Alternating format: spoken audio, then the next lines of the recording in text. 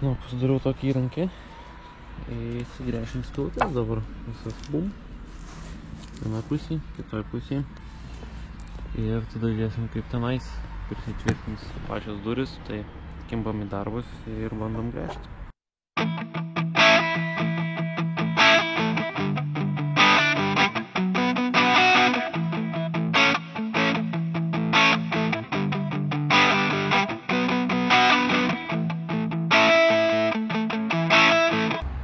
Tai vod atrodo uždėtos durelės. Tai dabar bandysim dėti kažkaip vyrius. Vyrius turbūt va čia vadėsim. Vieną čia, kitą su to pačioj.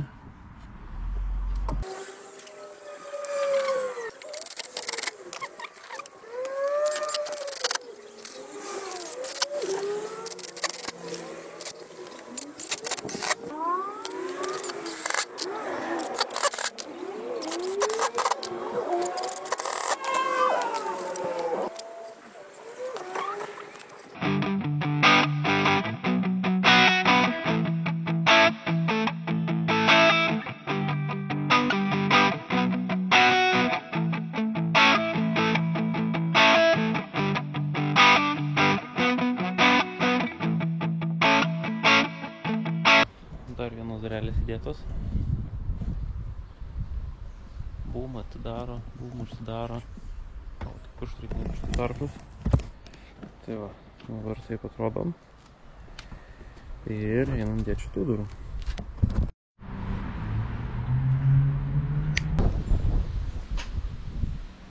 Nu ką, turim dabar jau ir didesnio skirsnio durelės įdėtos.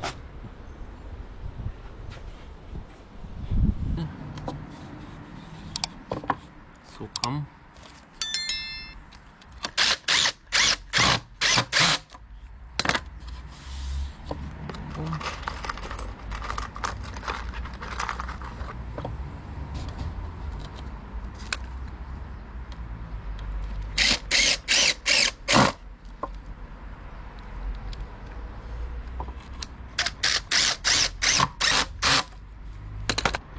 Paskutiniai vyriokai dedasi čia.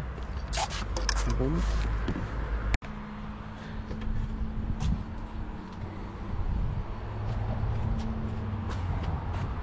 Aišku, čia dar durims trūksta stoperius. Stoperius padarysim eigoje.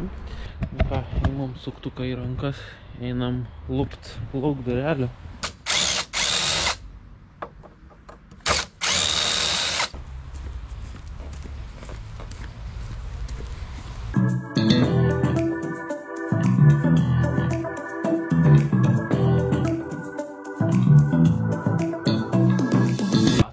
Taip atrodo nudažytas vienas sluoksnis.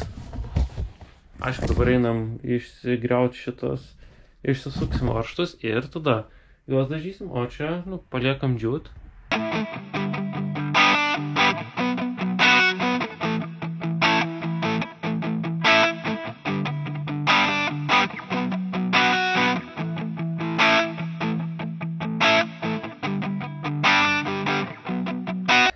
Turim kitą dieną ir dabar yra šiokių tokių naujienų. Tai žiūrėkit, kokia yra rūmo čionais lentutės ir kokio tamsumo čionais lentutės. Aš šitas lentutės jau nudažiau su to pačiu Pinotex. Realiai, va tas pats Pinotex. Mintis kokia buvo, kad aš šito Pinotekso pasirodo gerai neišmaišiau. Nors atrodo vakar ir maišiau ir taip, nežinau, apie pusę minutės gal. Bet turbūt buvo tasai sluoksnis storo kažkokio tai pigmento ar kažkokio tai preparato, kuris tiesiog nesusimaišė su likusia mase dažų ir to pasekoje gavosi, kad tiesiog lentutės buvo nudažytos ryža spalva. Nu tai va, tai ryža spalva ir normali spalva. Aišku, aš jau buvau susitaikęs su tą spalva ir sakau, dar netgi geriau atrodo. Tiesiog biškai kitaip, kitoniškiau. Bet kadangi išsimaišė visas dažas, visas pigmentas, tai dabar turėsim juodas lentutės, juodas, ne visai juodas, o rudas. Skaitykim, kad čia yra labai tamsiai rudos lentelės. Tai va, rudas dažas, rudos lentelės, rėžų lentelių dėja neturėsim. Baigiam paskutinius dažymus ir šitiem rėmam turbūt iš dažymo pusės bus baigta. Tai judam prie darbų, o tam, kad judėtume geriau, paprenumeruojam kanalą, paspaudžiam like ant šito video.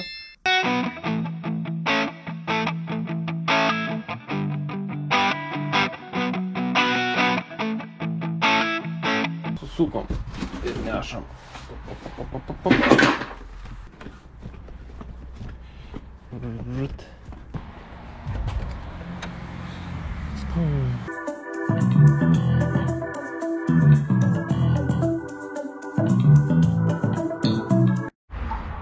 Nugi vaizdelis dabar atrodo taip. Bumt. O, čia kliūna.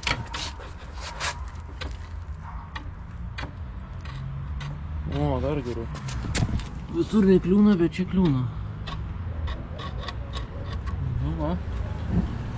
Aišku, čia atsitrauks ir neklius. Viskas bus gerai. Čia viskas bus gerai. Čia nais irgi viskas yra gerai. Tarpas čia bus irgi pasidaręs. Tai viskas kaip ir perfect.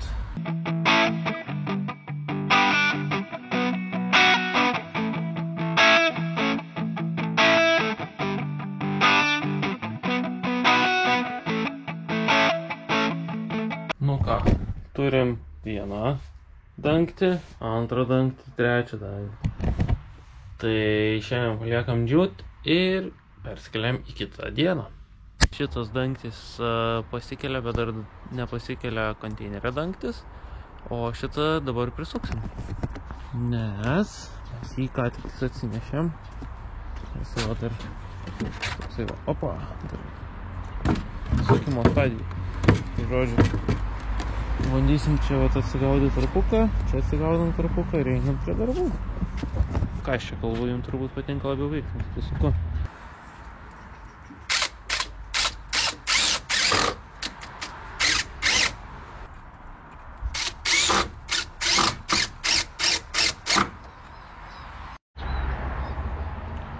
Tarpelis yra, tarpelis irgi yra.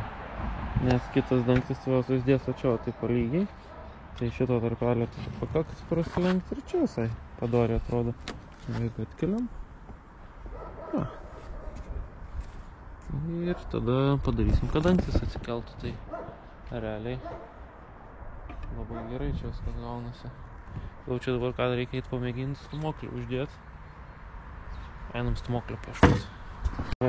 Idėja yra įdėti amortizatorių, įdėjom, kaip ir atsikelia, bet nesilaiko. Jisai krenta.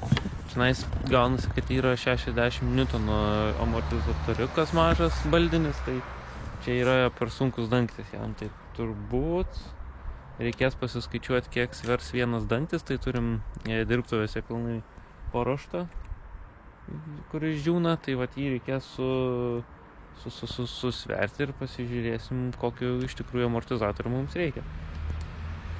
Nes dabar šiam Newtonų tai biškai yra per mažai. 60 Newtonų tai yra 6 kg jis gali atkelti. Tai tikėtina, kad mūsų dangtis svers kokius 12? Kaip nieko, minimum turbūt. Tai imsim svarstyklės, eisim sverti. Dar vienas dangtis. Dar kitas pradedamas daryti dangtis. Tai šitam dangčiui turbūt nuvalom dulkes, nes čia iš kažkur atsirado jų. Ir jam dabar reikia susukti lentutes. Susukam lentutes ir dar kartą nudažom. Tai šito dangčio šiandien nesusuksim, bet susuksim šito dangtį. Tai pirmas darbas nudažom, antras darbas susukam. Nu va, ir paskutinę lentutę susukam.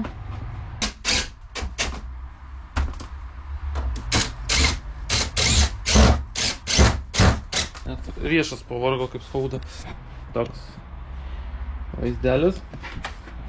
Einam nusidažyti dabar.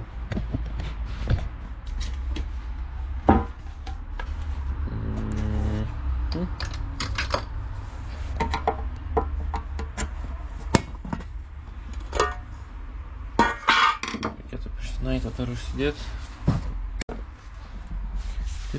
Tepi. Svarbiausia irgi ant galų užtepti. Jeigu tai gerai įsigertų viską.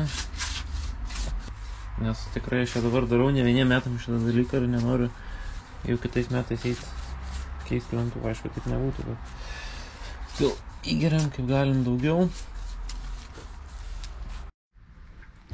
Taigi čia jau nudažėm. Dabar šitas kaltininkas keliaus į savo vietą. Keliam. Ir šitą pusę. Opa.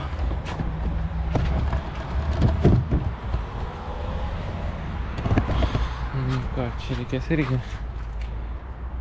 kažkaip prisupti.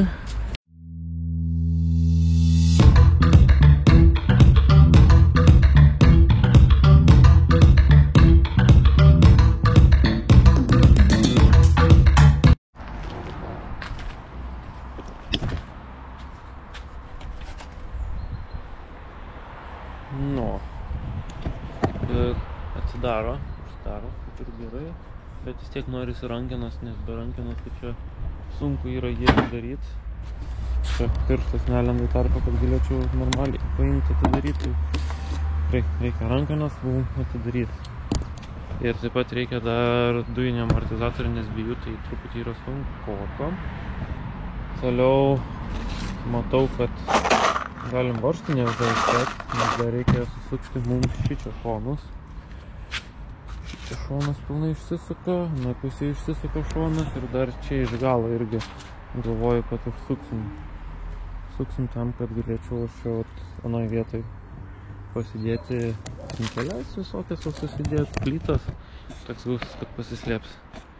Tai dabar ką toliau, laukiam, kol išdžiūna dangtis, einam matuoti šonus ir galėsim pjautis ir dažytis. Tai va, turim dureles šitas pačias didžiausias 14 kg, tai skaitykim jo. Nu, čia dabar kažkur padėjau, bet 14 kg, tai reiškiasi mums reikia apie 140 N minimum, kad būtų amortizatoriai galintis atidaryti šitą dangtį. Tai reiškia, dėsim 2 amortizatorius po 100 N. Tai turim amortizatorius įsidėję.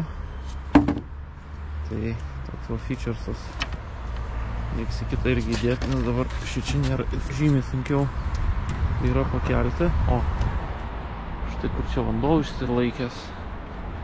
Kur tai vandens išsilaikymas buvo, kad pakėlus va nulašėjo. Aha, kažkur čia vat nesmagiai taip vanduo laikosi, tai nėra fainai. Šičia irgi turėjom vieną uždėję amortizatorių, kuris dėja nuo naudojimo išlūžo. Lūžo labai negražiai.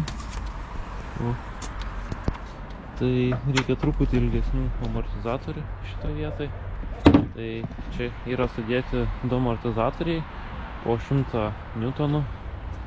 Tai realiai laiko labai gerai. Laikymas labai geras yra pačio šito dangčio. Tai ką, galėsim sudėti ir kitus, bet dabar mūsų darbas šiandienos tai yra pasipeckiojimas. Tai einam, jau pasimaišėm, kaip sakant. Čia gal tiktais reikia atsinešti kartoną. Nepareikia.